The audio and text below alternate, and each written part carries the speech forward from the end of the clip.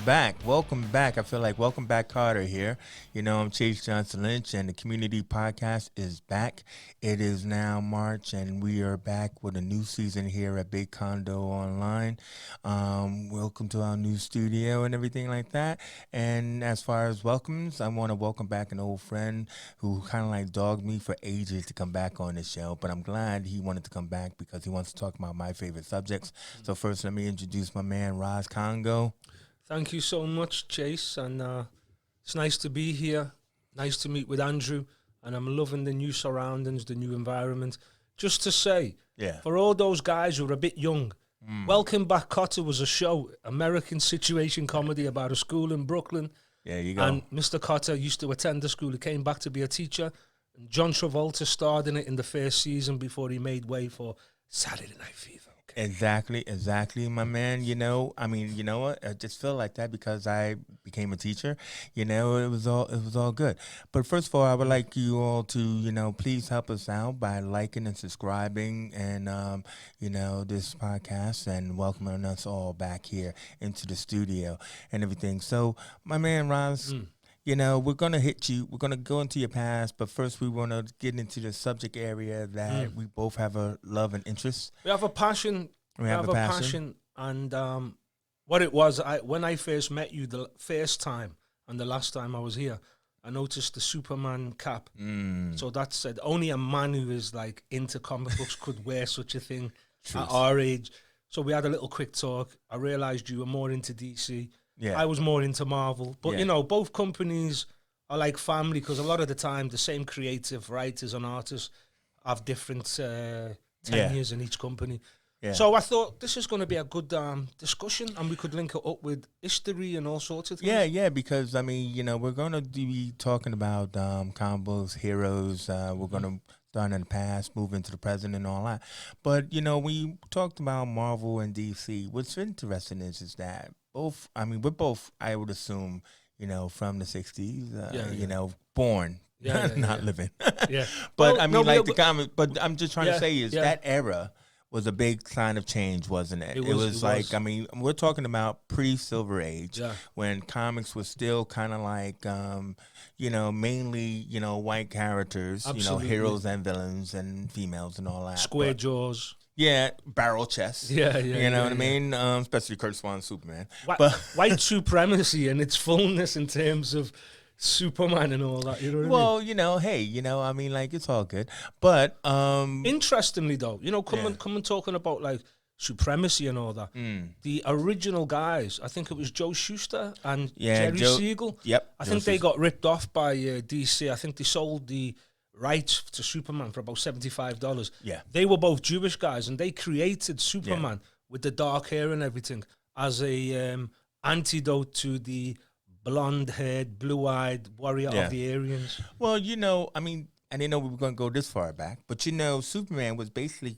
based on the Umbermensch, which is kind of like a heroic character, but a German heroic character. And it's interesting that two Jewish boys, wrote about a powerful German. Yeah. And this was like, 37? So it's before the war, before Hitler's rise and everything. So, but it was also about alienation. So as Jewish boys, they knew about alienation. Absolutely, bro. And everything. So that's what I think is what it was that captured, And if you think about it, if it was 37, Hitler was already on the rise because he became chancellor in 33.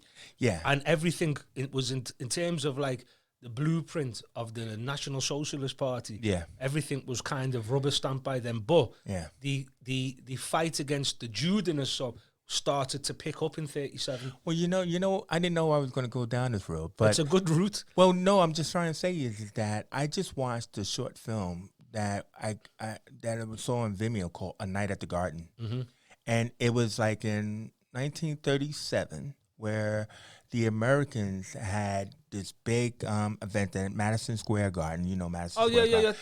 The Nazis party. The Nazi yeah, party. Yeah, yeah. 20,000 Americans. Well, Think highly. Well, bro, we may need another show if we go down this rabbit hole. I didn't want to go down this road, right? Bro. You took me there. Just before we seal up the rabbit hole for now. And there's the rabbit hole. The Nazi party was funded by a lot of American banks. Even the Bank of England gave loans. But dude, we're moving. That's another thing. We're in Liverpool, and we can't talk about the banks on Bank Street with all the no problem, bro. Yeah, no problem. I've been on a slavery tour. No problem. Let's move on. Yeah. What I wanted to say was I did want to start in the 50s because I did wanted to talk about, even though you said you're not a DC fan, I wanted to I'm a DC fan. Oh no, but I'm more Marvel. Yeah, but I just wanted to start off with the Legion of Superheroes. Yeah. Because I don't think enough people talk about that. Are we talking about the Justice Society now? No. Or just general? No, we're talking about the teenagers from the 50s. Yeah. 51. Otto Binder created the Legion of Superheroes. Are you talking about the teenagers from the future? Okay. That appeared in the Superboy comics. Okay. Right? Where, they still exist today. Mm-hmm. Right? But they, in the future, where the kids were perfect, they all had one superpower amongst themselves. They were green and yellow and white. They weren't black. Yeah. Right? Yeah. Not until the 70s when man Tyrock. Do you remember Tyrock? Was that one of the new gods? No, from the Legion of Superheroes. Bro. I'm not. That's a say. All You're right, gonna man. have to educate me, please. Well, I'm trying to you because you do know my man Jim Kelly, right? Jim Kelly, the Kung Fu man. Yes. Yeah. Passed away in 2013. That's God right. bless him. Right. Jim Kelly from Enter the Dragon and all. He was an Enter the Dragon. Yeah, but I'm talking about when he was with Fred Williamson and Jim Brown and Three the Hard Way. Yeah, the blaxploitation things. Yeah. So anyway. So the Legion of Superheroes, perfect team from the future, right? They're running along for about 20 years and stuff, and they keep reprinting their issues and stuff at that time. And Paul Levitz, they people started complaining, man, how come there are no black people in the future? What's going on? Maybe this ties into the plan of the nefarious Nazis. I don't know. No, it doesn't. We can't say it. Anyway, so they decided to create a black man, an angry black man who was on an island of black people. Stereotypical black man. Yeah, who was on an island of black people, and he had the power of sound. But what he would do is he would, create these weird. Yeah, he would create these weird sounds that would create force fields and blast. But then what it will be is it'll be like ooh, ooh, ooh. It would sound like that, right? And who sounded like that at the time? But Jim Kelly. Yeah. So he had a big afro. Yeah. He had a white mankini. Yeah. And you still don't know who I'm talking about, Tyrock. No, I didn't really know Tyrock. What it was with me, as I say, right, I was more of a Marvel guy, right? Okay. So, I was into, Spider-Man. When I was a kid, little boy, there was some, weak-ass cartoon on. But at the time, we didn't know it was weak-ass. So we loved Spider-Man from that. Yeah. Right? Now, I remember... Because you're American, so you was au fait with the original prints, the American all-coloured, 22 pages, 10 ads or whatever. Yeah. So I got introduced to it through the reprints, the English reprints. DC never really made inroads into the English market at that time, but Marvel did. But they had a lot of what they call digests, like the Blue Ribbon digest. So they did a lot of reprints, and small hardcovers. Exactly. So I was more into the reprints, and then I started when I was about 10, 11. I started collecting the American ones because I knew there was more value in that, right?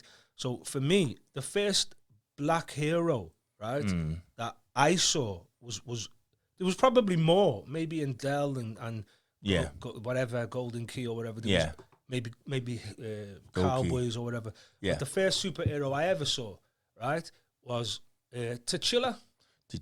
From Wakanda, the Black Panther. Now, exactly. For me, as a little boy growing up, I immediately, because we were starved of having that image and likeness, given a kind of a pride with that image and likeness. We were always given the negative. Well, when Black Panther first came out, Don McGregor, wrote Black Panther, and basically, he felt like, why is there no, black representation in the heroes? So he created a full color black costume in the in one of those reprints called Jungle Action. Yeah. So like he started, creating Jungle Action and this but people, believe it or not, at first you didn't know Black Panther was black. Mm. Right? Because now you had the Black Panther Party. Yeah. But you had this superhero fighting giant snakes and everything in the jungle. I'm not correcting you, right? But Jungle Action was a later. He actually first appeared in the Fantastic Four around about 64, 65. Smoking, no less. No, and here in the Fantastic Four, they made it clear he comes from Wakanda. Yeah. Wakanda has never been colonized. The only state in Africa has never been colonized by Europeans. And because they kept to themselves, they had advanced technology. Yeah. Right? So I knew he was black through the Black Panther, through the Fantastic Four. Yeah, well, I mean... And he was created. Well, the character... in that issue... Yeah. When he defeats the Fantastic Four individually, because it was testing himself. Exactly. And the big reveal was him taking off the mask. Yeah. And they were like, oh my God, he's black. Yeah.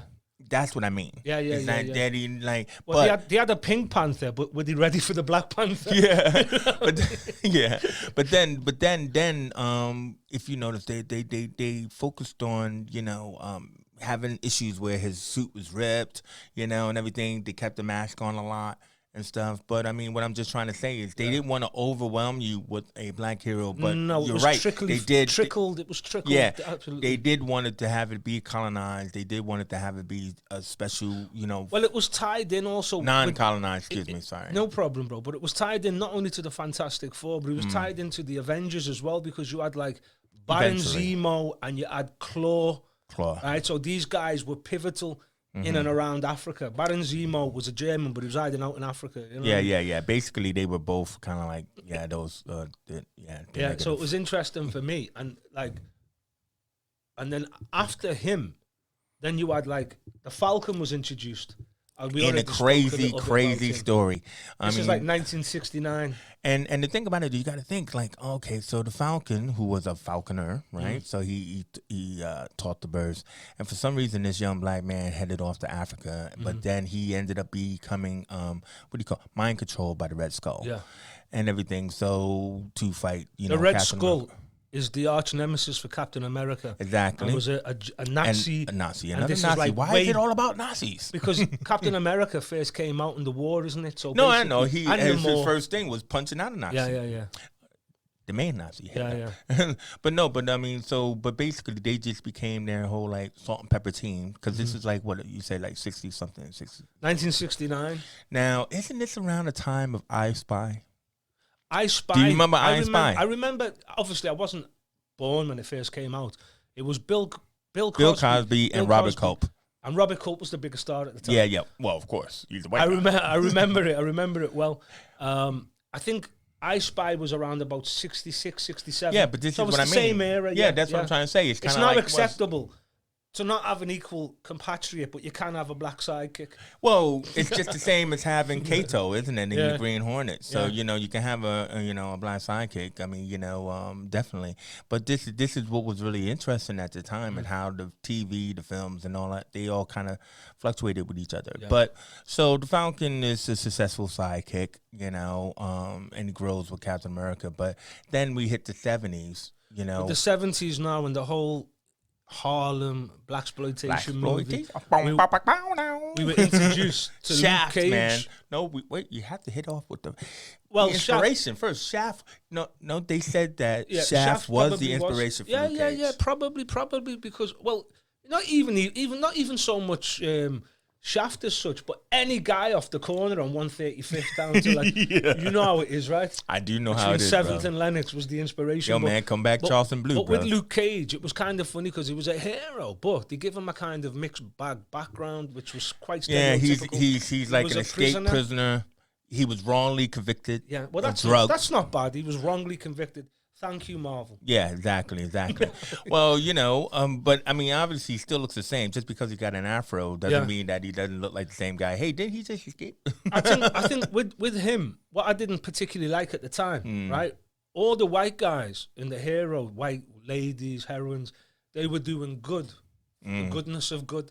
Yeah. Whereas Luke He was Cage getting paid. Luke Cage wouldn't do anything unless you paid me. You know I'm what? a hero for hire. Yeah. Which I didn't particularly like. I loved it though. I didn't like no, but I didn't really like that in particular because, like, if you look at The Boys, right? I've never really watched it. I've watched a bit of it, but if you look at The Boys in the world we live today, most of these heroes probably wouldn't be heroes to us on the ground floor because it's all multinational. Yeah. But I just thought you'd give them a very cheap, stereotypical backstory, which I didn't appreciate at the time, although I appreciated the character. Yeah. And even down to, like, they made him look like James Brown as well in it, a nice yellow silk shirt. Yeah, because he was saying that, like, roll. if I'm going to be a hero, I'm going to look like a hero, so I'm going King to of be rock and roll. Yeah. And even the symbolic chain around the waist. Yeah, because I'm a black man, so I got the braces, I got that thing. But what I was gonna say was what I thought was really interesting was there was one issue where Luke Cage was hired by Dr. Doom. Yes. For like $200. Yeah. He's like $200. You know what I mean? And he goes to Latveria to get his $200. Yeah. No man, you don't mess with Luke Cage. I know. But guess what? He got his $200. He got his $200. Yeah. I mean, it's funny, you know, because when you look at the whole hero thing, right? As I was saying, I've said this before. Like, we look at it. I'd like to say personally that the comic books is very fundamental and makes a massive impact on modern society. Not just necessarily comic books with the pictures and the words and the script. Yeah. Just the power of storytelling, which goes way back to the cradle of mankind and also some kind of man. Yeah. Right? So basically, the art of storytelling is fundamental in terms of passing down traditions, passing down knowledge, mathematical laws, science. So it's a very powerful tool, right?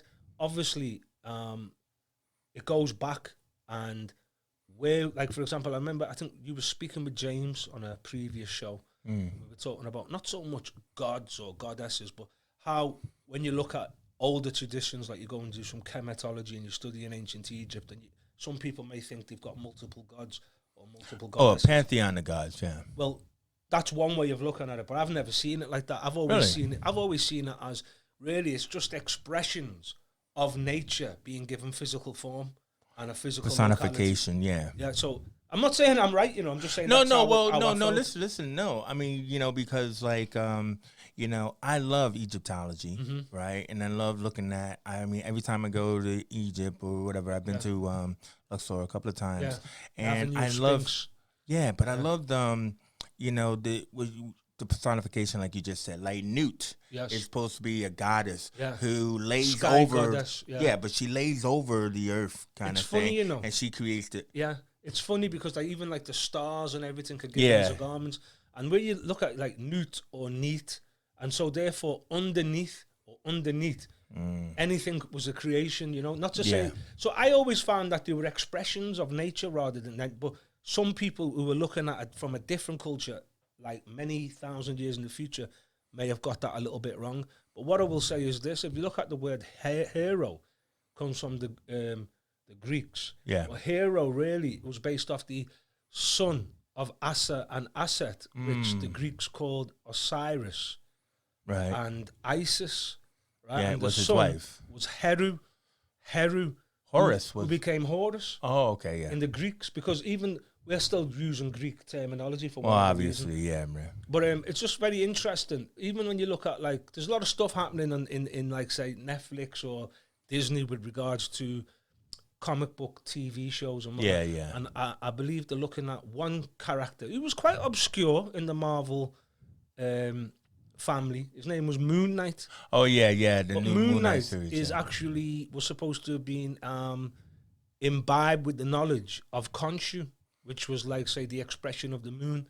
Or some people would say the god of the moon or god of traveling. Yeah, pretty much the mercenary Mark Spector, is near death in the desert, and supposedly the god Khonshu, who is the god of the moon, comes to him, or his statue comes to him and everything, and imbibes him with his essence, whatever. And that's beautiful as well, because you were just talking about Egypt, and you love going to Egypt, and I believe This took place outside the pyramids in Giza.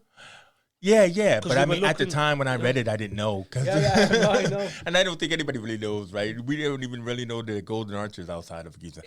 It's just interesting though, because like if you look at it this way, right? We look at like the days of the week, 7 days in the week. Yeah. You have Monday is Moon Day. Right.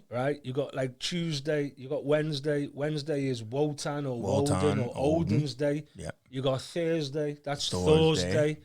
Friday, which is Freya or Frigga. Frigga, yeah. Yeah. Well, it's how you pronounce it. How you pronounce it, isn't it? You know what I mean? But Saturday is Saturn. Saturday is Saturn. And then you look at the word when you're fortunate, they say, "Oh, you're lucky." Well, lucky is Loki, the god of mischief. Wow, you know what? How come I never picked up on that one before? And it was very interesting, right? Because sorry, no problem, man. Yeah, that's one of the interesting things for me. What like I can just say, like, so a lot of my knowledge, right, and my thirst for knowledge was actually fed by reading these comics. And as I say to you, right, first comic I got was called The Mighty World of Marvel. This is about 1972. I was 4 years of age. Right? Yeah. I couldn't read, so I was looking at the pictures as you do, and learning. And then within like 1 year, I was reading fluently. Well, you know what's amazing about that? Because like I was the same, but what was amazing is that the writers never talked down to the readers, no matter how young their readers were. Yeah. So they forced the readers to read up. So, you always got all this scientific mumbo jumbo, these long words, like and everything like that. But they made you read it, learn it, pronounce it. Sometimes you might get the odd footnote to help the younger one, innit? Well, you always get a little footnote by Stan, right? And a smiling Stan. But then the point was that it made you. I remember I was on a debate team once, and I won. Battling against Harvard, by the way. Yeah. Because our resolution was comic books are educational. Absolutely. And I broke it all down into that. And it is true, is that I think young people of our age bracket really had our vocabulary, educate. So you're looking at a kid looking at pictures. Yeah. But actually, those pictures were followed by word balloons. Absolutely. And then we come to Egypt again when we come, and we look at hieroglyphics, pictograms. Yeah. And we look at the origination of some of the letters, because if you look at A for alpha, right, A, and you look at the pyramid, it's basically the pyramid, isn't it? So it's like just what you see in nature helps you build the words. Some of the words were reeds, right, became F, and S was like, say, a river or a snake. Yeah. You know what I mean? So it's all about nature. Oh, yeah, no. It's like you just said. It's like the hieroglyphics is all that. But, also, too, is I wanted to get to one of the points that we were talking about there, looking at our time. Absolutely. Is that Luke Cage, right? So we had a conversation. We were trying to figure out what we are going to talk about. And I want to go back to that one because, now that we've had the Netflix series and stuff like that, and Marvel is rumored to be taking on board because they passed their sell-by date. So they're looking to bring back, Daredevil, Jessica Jones, including Luke Cage. And then I was shocked to hear that you didn't like the representation of Luke Cage on Netflix. No, I didn't. Did you not like my man Mike Coulter, bro? No, I didn't. I didn't really appreciate it. I wasn't against it because it's good. Yeah. The more black people on TV, the better, as far as I'm concerned. As long as they're not playing that stereotypical. No. Yes, you master. I should go and do that, man.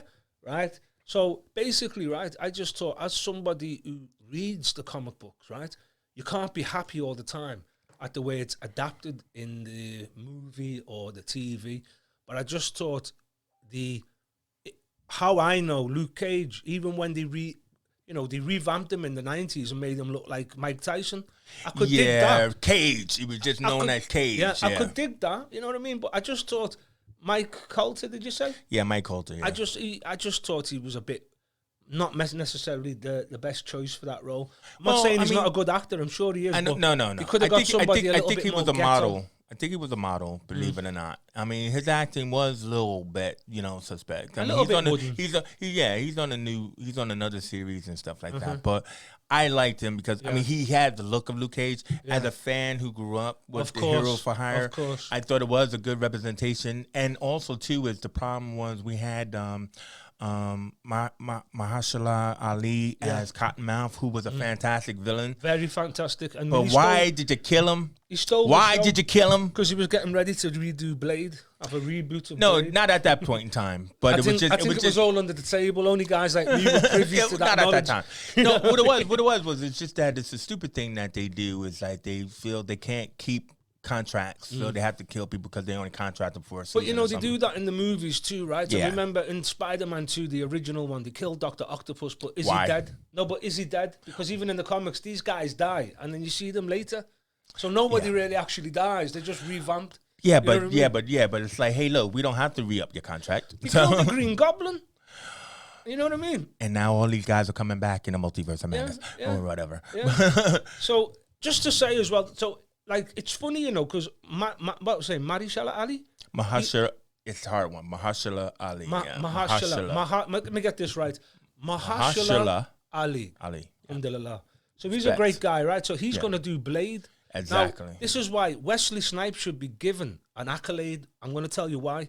Because DC were banging proper movies out long before Marvel could ever do anything realistic. That's right. And I'm talking 1978. And Blade Superman. Was the first Marvel hero, and they don't give him enough respect. We've got to give Wesley Snipes respect. Exactly. Because the whole growth of the Marvel Cinematic Universe laid on his shoulders in those Blade movies. Exactly. Right? And the thing about it is that when we got all the way up to Blade Trinity with Ryan Reynolds as, Hannibal King and everything like that, which was the Night Stalker series from the Spirits of Vengeance, Ghost Rider, which I was a big fan of. Yes. But, like, my point is the fact that, Blade Wesley doesn't get enough respect. Wesley must get the respect, right? And not only that, I have to mention Blade because we overlooked Blade. Blade was also 1969. You know what? Blade premiered in Tomb of Dracula. Tomb of Dracula, and also he teamed up with Doctor Strange as well. Did he? Yeah, he did. In that crazy green outfit of his with the yellow goggles. And he looked like what the hell was that? He looked like a welder.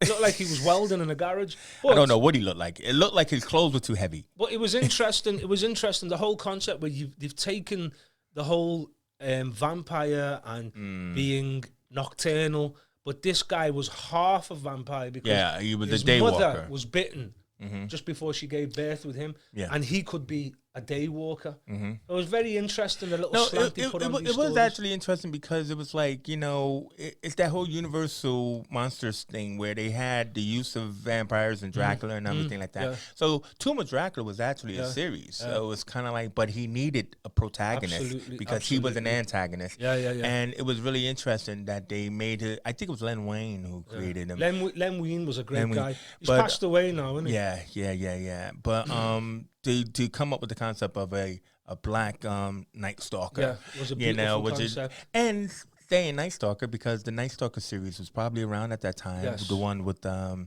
guy with the hat. Yeah, the guy with the hat. I like that. You know what I mean? I don't know. Is that me? You're talking about me? The cat with the hat on TV.